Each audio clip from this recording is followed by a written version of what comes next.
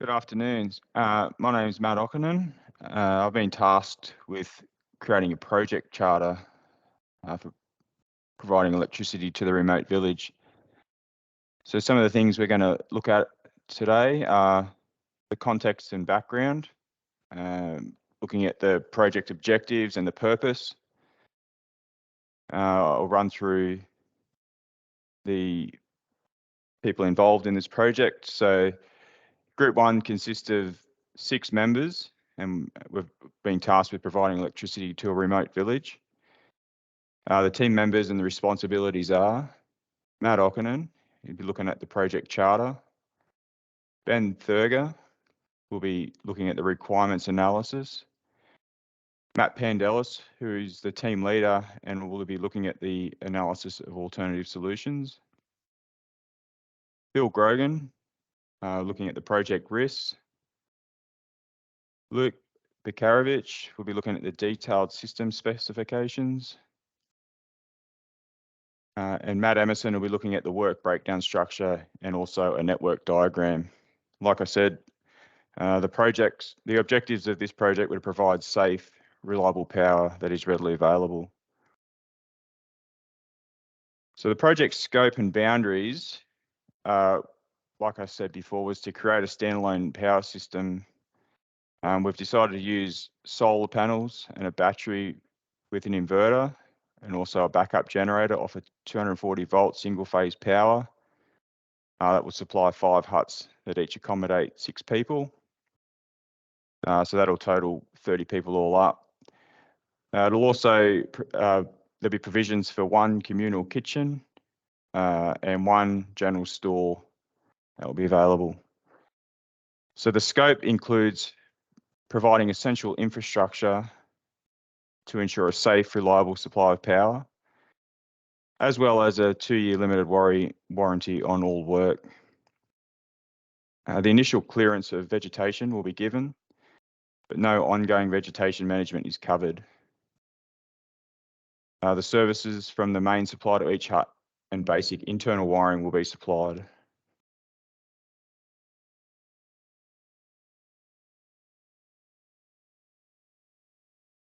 So the main deliverables that we'll be looking at as far as inclusions go will be to provide the solar plus battery standalone power system with an inverter and backup generator, providing safe, dependable power to remote settlement, clearing the vegetation and civil works, service installation and basic wiring. And the exclusions that we'll be looking at, there'll be no continued vegetation management once this has been installed, and there'll also be no after warranty support.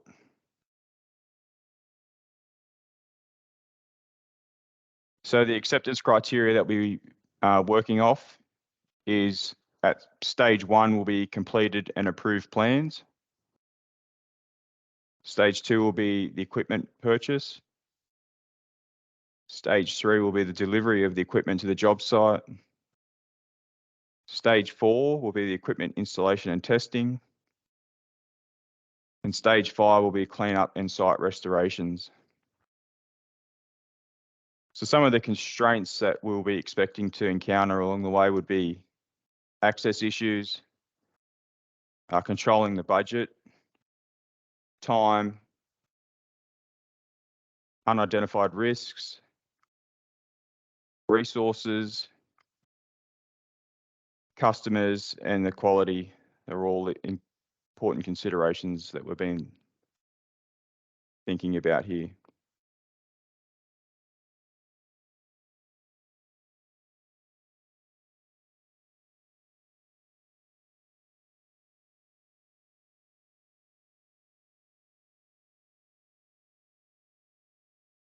Hi, I'm Ben Thurger, here to talk about the requirement analysis for providing power to a rural village. Firstly, inputs. Solar energy is primary input captured by the solar panels in daylight hours and will be utilised to provide power to the dwellings on site throughout the day. The solar panels will be 10 kilowatts of ground-mounted solar panels. There will also be diesel fuel is used for the backup generator in case of prolonged cloudy periods or high energy demands. We'll be using a 10 kilowatt backup diesel generator. Output. Electrical power through PV solar panels, battery system and diesel generator will be used to provide reliable and available power to the community, providing lighting, charging and operating appliances in huts, communal kitchen and general store. The battery will be 15 kilowatt lithium solar battery. The solar panels, as mentioned above, 10 kilowatts of ground mounted solar panels, generator, a 10 kilowatt backup diesel generator. The functions, solar panel system will be used to capture sunlight through the day and charge a standalone battery system that will supply electricity to the remote community when the solar isn't generating power. The stored excess solar energy in the battery will deliver enough power to provide lighting and power to the residents at night and low sunlight periods. The battery will have the capacity to meet the requirements of providing the community with reliable and available power. The diesel generator will provide backup power when solar and battery systems are insufficient. Environmental issues. The following environmental issues that will need to be considered are: solar panel is a renewable energy source, minimising environmental impact. Need to limit the use of diesel generator to reduce carbon emissions and environmental impact. We need to consider correct disposal and recycling of battery at end of life to prevent environmental harm. The installation will need to be able to handle extreme weather of remote village, which include excessive heat, windstorms, heavy rain and zero temperatures. Consultation with locals to take place to ensure Indigenous areas are not impacted during construction. Installed equipment will be designed so that the appearance does not pose a negative impact to the surrounding aesthetics.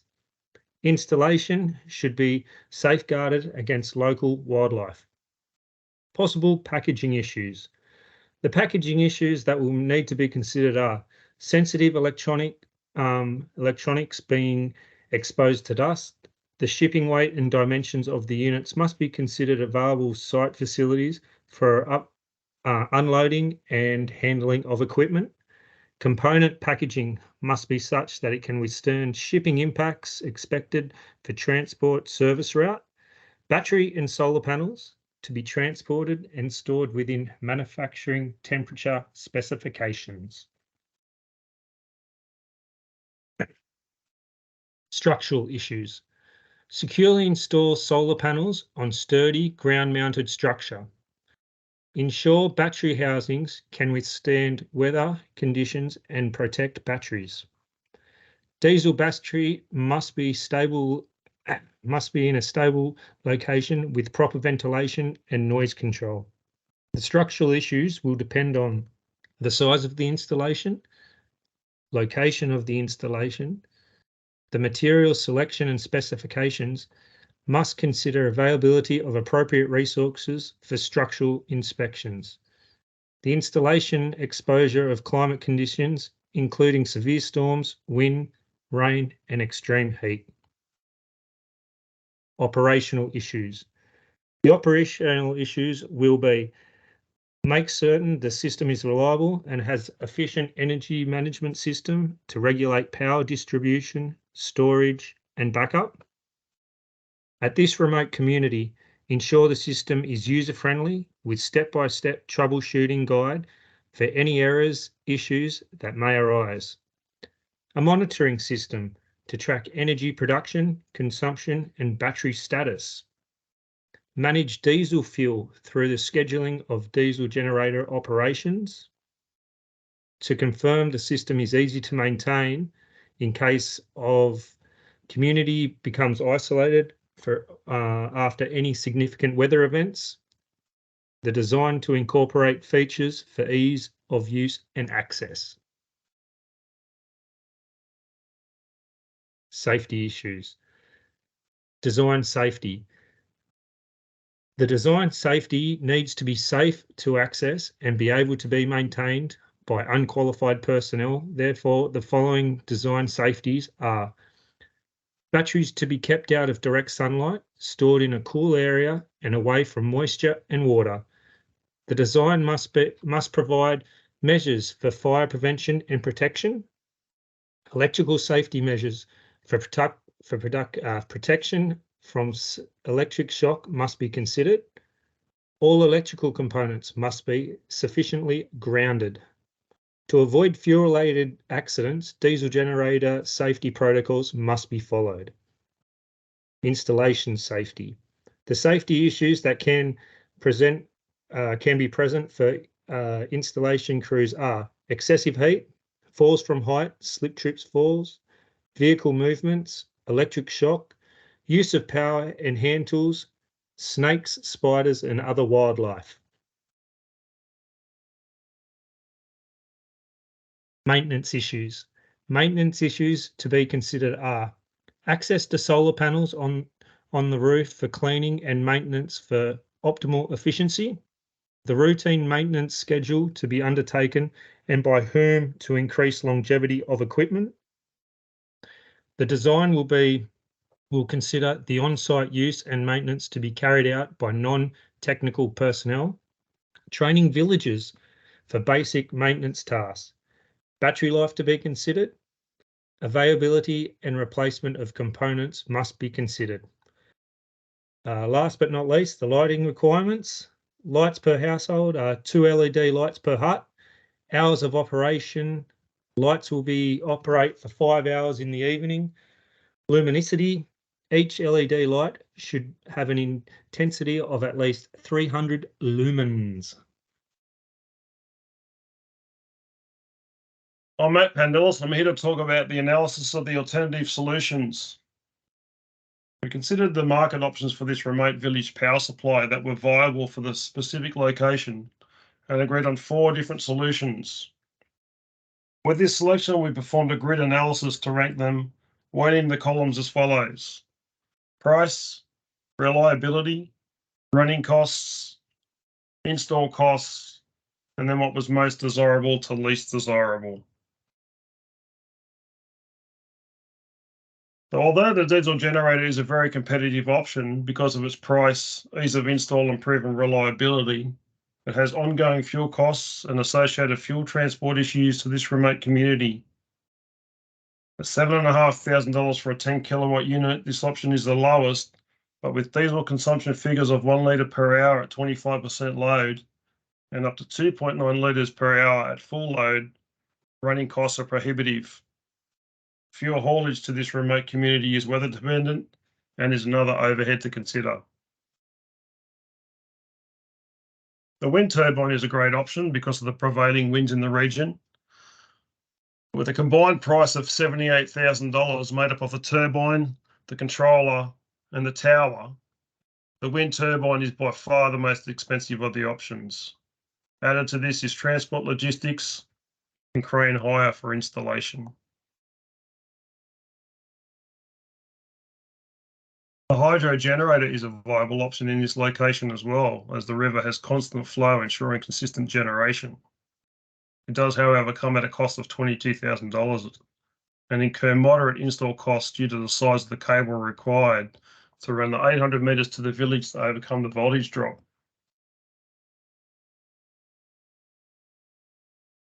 The solar generation is a great option because of its competitive pricing, high reliability, and low running and install costs.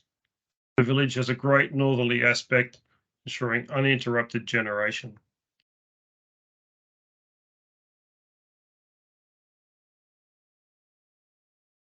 Hello, I'm Phil Grogan, and I'm going to talk about project risk. A project risk is a potential problem that might affect the project's objectives, scope, schedule, budget, or quality. First thing we'll need to do is identify the project risks. then we can establish the risk likelihood or severity, and then we can expand on the risk and talk about the mitigation strategies.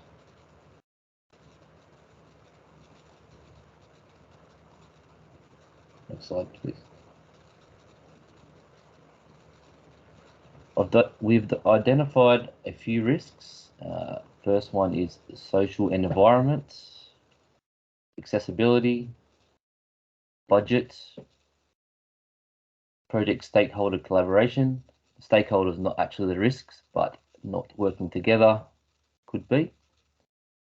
Regulatory compliance, equipment supply and maintenance. We can see there the 5x5 risk matrix. We'll use this matrix to establish the risk likelihood and severity. You'll be able to use that, and then we can make a score for each one. Next slide, please. I'm going to explain each risk and then talk about the mitigation strategy for each one. First is social and environment. You will need to conduct thorough community needs assessments and engage the community members from the start. Ensure the project goals are in the community's energy requirements. Assess potential positive and negative socio-economic impacts of the community. Develop strategies to empower the community members through ownership by basic troubleshooting and procedures if or when the system may fail. This should maximize the positive impacts and mitigate the negative ones. Collaborate closely with community members to ensure that the project respects and aligns with cultural values. Ensure that the project communication materials, documents, and instructions are translated to local languages if required. Next, you will need to assess potential environmental impacts at the local site with the community's input. This will minimize negative environmental effects, which also would minimize impact on biodiversity at the site. Choose solutions that are sustainable and minimize noise pollutions and emissions. We've given this a risk score of low to medium. Low to medium because with good planning and lots of constructive conversations, the risk is likely but minor. Next, we have the accessibility issues. We would also need to conduct thorough assessments of potential routes, transportation options to the remote site. Once the routes and infrastructure are established, they will need to be maintained for access during the project, and ongoing maintenance will need to continue to allow access for the maintenance and emergency response. We've given this a risk score of medium. It's a risk score of medium because access issues are sometimes out of your control due to bad weather, but measures can be put into place to mitigate the risk.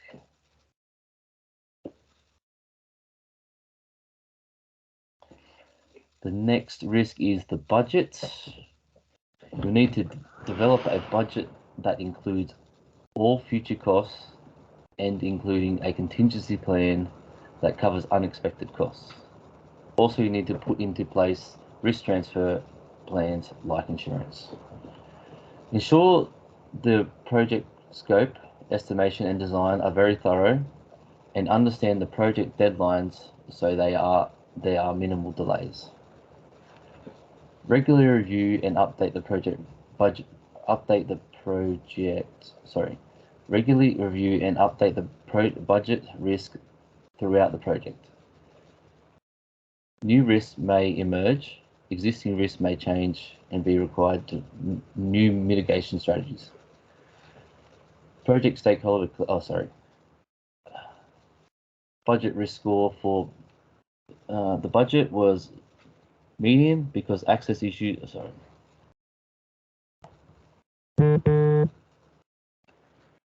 Risk score was medium, or unforeseen issues could arise, but a good contingency plan and insurances could avoid significant impact on the project.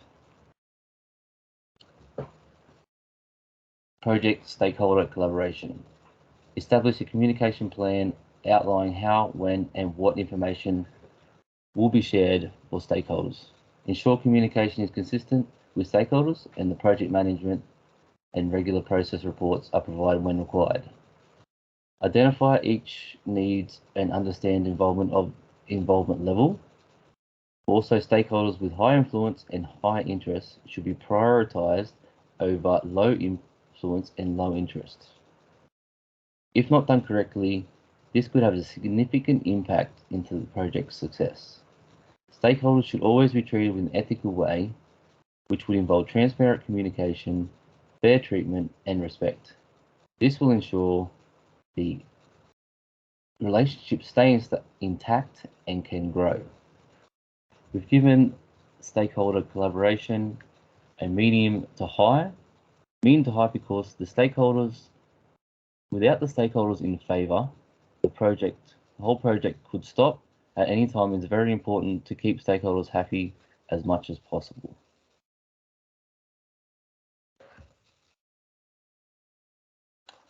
Next risk is regulatory compliance. We need to understand if the project could break any laws, not meet any regulations or industry standards, breach ethical guidelines that could impact the project, organisation, or stakeholders. Measures will need to be put into place to ensure these types of issues do not arise. This can be achieved by employing the right people to guide the project through the legal side of things.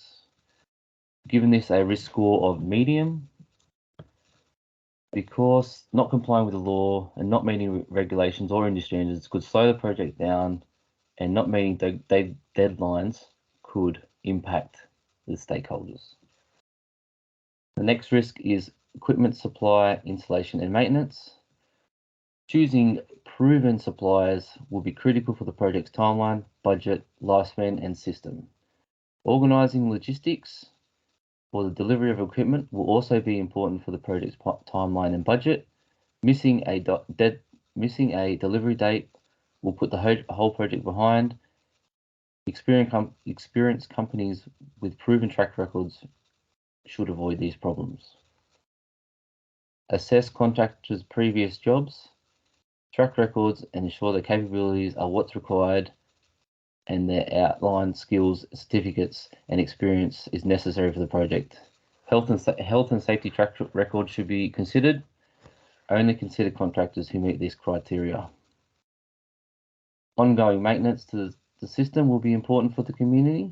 Basic troubleshooting and procedures if or when the system may fail. The system should have maintenance cycles to the manufacturer's standards in place to ensure the reliability of the system.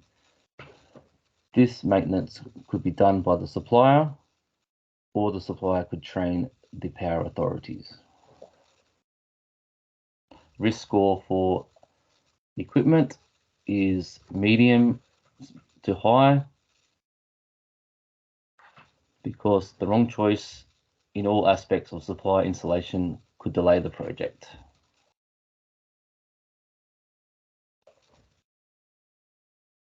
Just a quick summary. The things to consider. Risks will be a part of a project, but can be controlled with good planning and time management. And always remember that project risks will consistently evolve. Risk, likelihood, and severity may change.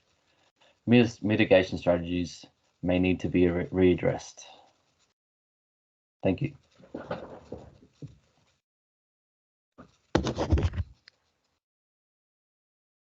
Hi, I'm Luke Bukarovic, and I'm here to talk about detailed system specs.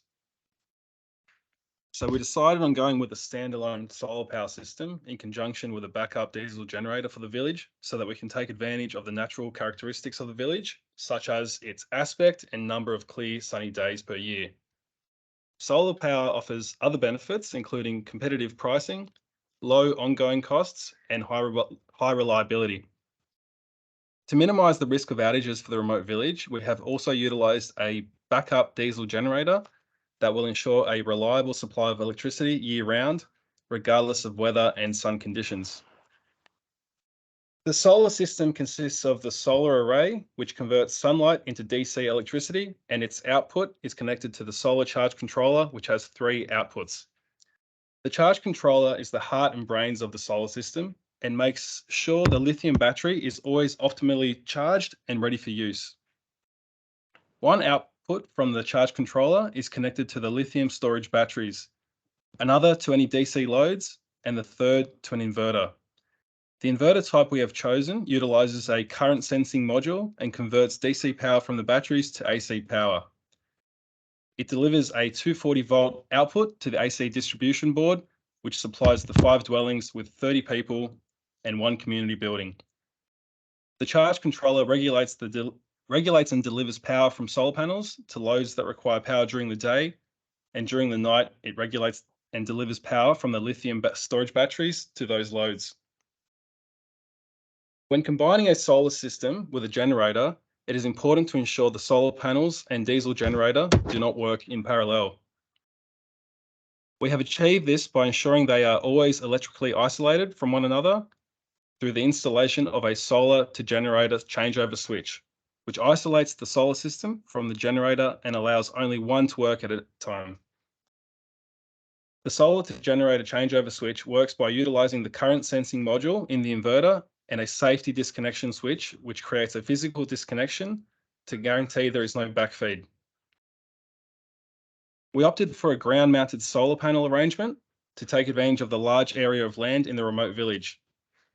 Ground mounting takes up more space but offers advantages over roof mounting through being easier to access for installation and repair.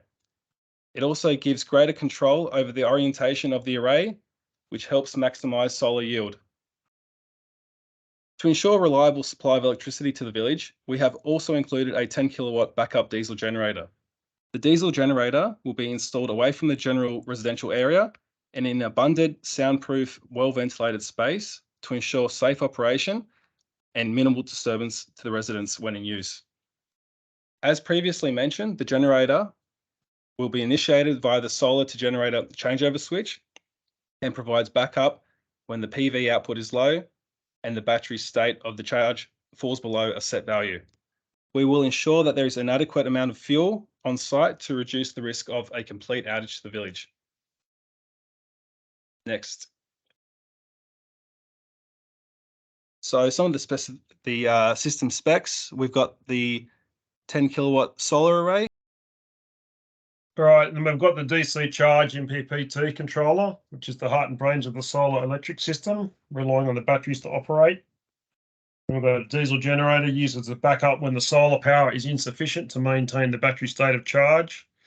The diesel generator outputs supplies the AC charger.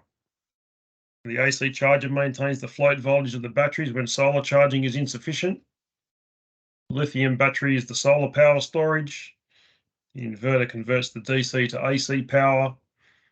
And then from there to the distribution board, supplies power to the village through the LV reticulation. And there's just a table of the detailed system specs that we've just gone through.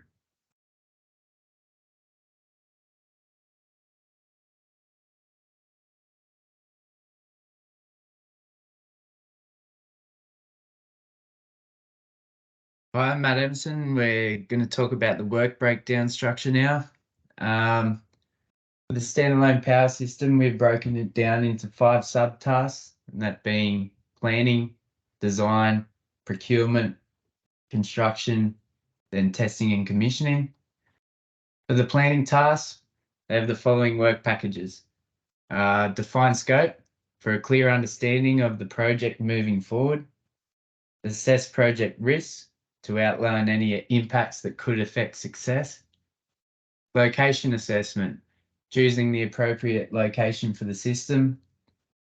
An environmental study to ensure compliance with any environmental issues. And a public notification, an announcement to the public to address any questions and concerns. Then we have design, has the following work packages. We've got the electrical design, including schematic, geographic drawings and wiring diagrams. We have the civil design and the process design, which incorporates operational and workflow processes to ensure complete system function. We've got the procurement work packages as well. These include equipment and materials, such as the control and battery station, a diesel generator, solar panels, mounting equipment, the cable, conduits, and all fixings. And we've also got contractor procurement, including civil contractors, electricians, and labourers. On to the construction phase.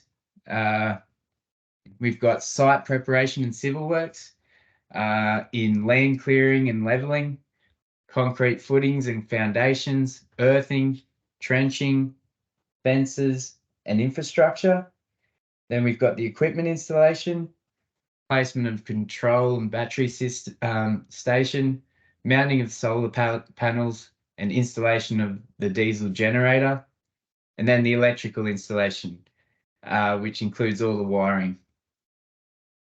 Finally, we have the testing and commissioning subtask, and this includes electrical testing and commissioning, which is the test to prove functionality and compliance of connections, circuits, and control mechanisms. And this phase will also incorporate operating and maintenance training for future operations and maintenance. This also includes troubleshooting procedures. If we move on to the Gantt chart. Here we've got the Gantt chart.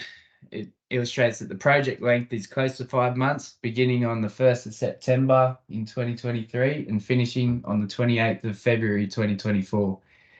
Each project subtask has been broken up into different colours for ease of viewing, as you can see. With this, you can see that the planning stage will be over 20 days, and the design phase will be over 30 days, procurement for 10 days, the construction phase will go for 54 days, and the testing and commissioning will be over 15 days. We've also got the PERT chart. We've added the PERT chart to marry up with the Gantt chart, where it displays a little more detail for each work package. And that's all we've got for today. Thank you for listening.